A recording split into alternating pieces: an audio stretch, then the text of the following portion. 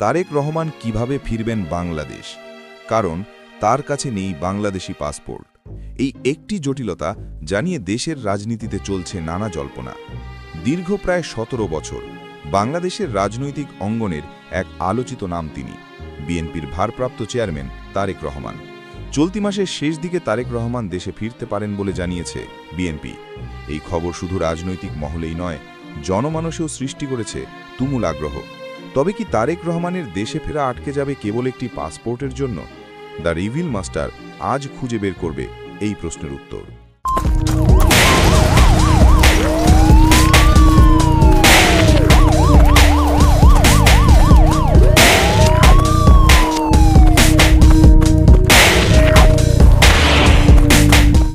বিশেষজ্ঞরা বলছেন, পাসপোর্ট এখানে বড় কোনো বাধা নয়, কারণ বিকল্প ব্যবস্থা হিসেবে রয়েছে ট্রাভেল পাস নামক একটি বিশেষ নথি। ২০০৮ সালে যখন তারেক রহমান চিকিৎসার জন্য যুক্তরাজ্যে যান, তখন তার কাছে বাংলাদেশের বৈধ পাসপোর্ট ছিল, কিন্তু এরপর আওয়ামী লীগ সরকারের আমলে তার সেই পাসপোর্টের আর নবায়ন হয়নি। ২০১৮ সালে তৎকালীন পররাষ্ট্র প্রতিমন্ত্রী শাহরিয়ার আলম এক চাঞ্চল্যকর তথ্য দেন। তিনি দাবি করেছিলেন তারেক রহমান তার স্ত্রী ও মেয়ে বাংলাদেশি পাসপোর্ট সারেন্ডার বা সমর্পণ করেছেন।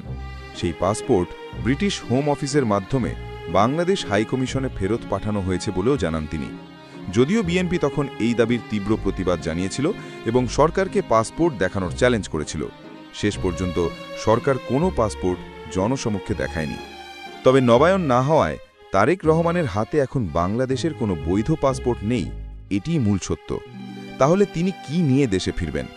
তারেক রহমানের দেশে ফেরার এই পুরো রহস্যের সমাধান লুকিয়ে আছে একটি শব্দে, ট্রাভেল পাস। ট্রাভেল পাস কি? ট্রাভেল পাস হলো একটি বিশেষ অস্থায়ী ভ্রমণ নথি। এটি পাসপোর্ট নয়, এটি শুধুমাত্র বিদেশে অবস্থানরত পাসপোর্টহীন কোনো বাংলাদেশি নাগরিককে একবার মাত্র বাংলাদেশে ফিরতে অনুমতি দেয়। এই পাস ব্যবহার করে অন্য কোনো দেশে ভ্রমণ করা যায় না। কারা পান এই পাস?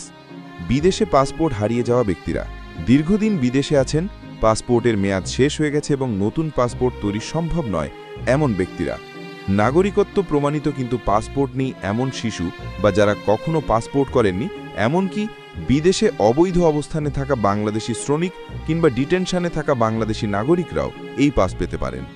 তাহলে তারেক রহমানের জন্য উপায় কি? স্বরাষ্ট্র মন্ত্রণালয়ের বহির্গমন অনুবিভাগ শাখাসূত্রে স্পষ্ট জানানো হয়েছে, তারেক রহমান চাইলে খুব সহজে ট্রাভেল পাস নিয়ে বাংলাদেশে ফিরতে পারবেন। তিনি লন্ডনে অবস্থিত বাংলাদেশ হাই কমিশন থেকে এই পাসের জন্য আবেদন করতে পারেন। আন্তর্জাতিক নিয়ম অনুযায়ী প্রতিটি দেশ তার নিজস্ব নাগরিককে নিজ ভূখণ্ডে ফিরিয়ে নেওয়ার দায়িত্ব নিতে বাধ্য।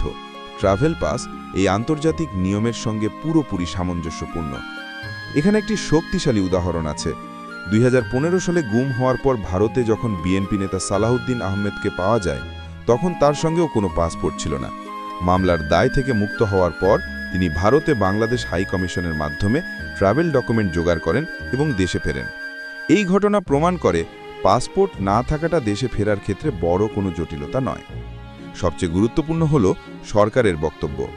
সম্প্রতি এক অনুষ্ঠানে পররাষ্ট্র উপদেষ্টা মোহাম্মদ তৌহিদ হোসেন বলেন, তারেক রহমান দেশে ফিরতে চাইলে সরকার তাকে ভ্রমণ বিষয়ক কাগজপত্র দিয়ে প্রয়োজনীয় সহায়তা দেবে।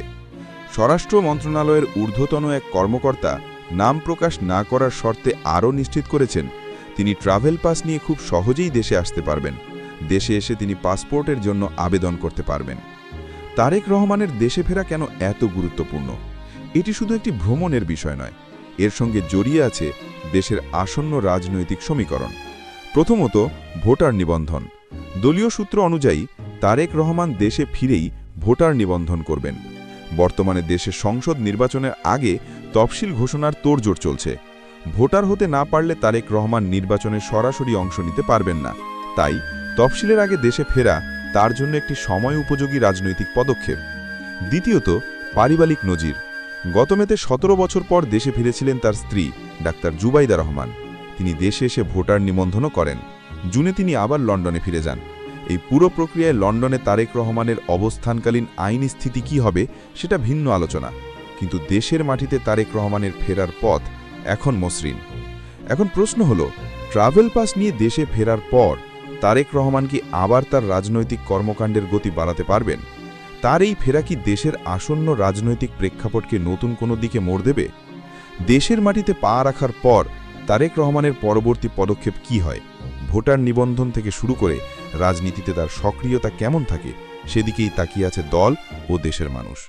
এই বিষয়ে আপনার কি মতামত? কমেন্ট করে জানান। রাজনৈতিক রহস্য উন্মোচন এবং সব জটিল খবরের সহজ বিশ্লেষণ পেতে চোখ রাখুন দ্য রিভিল মাস্টারে।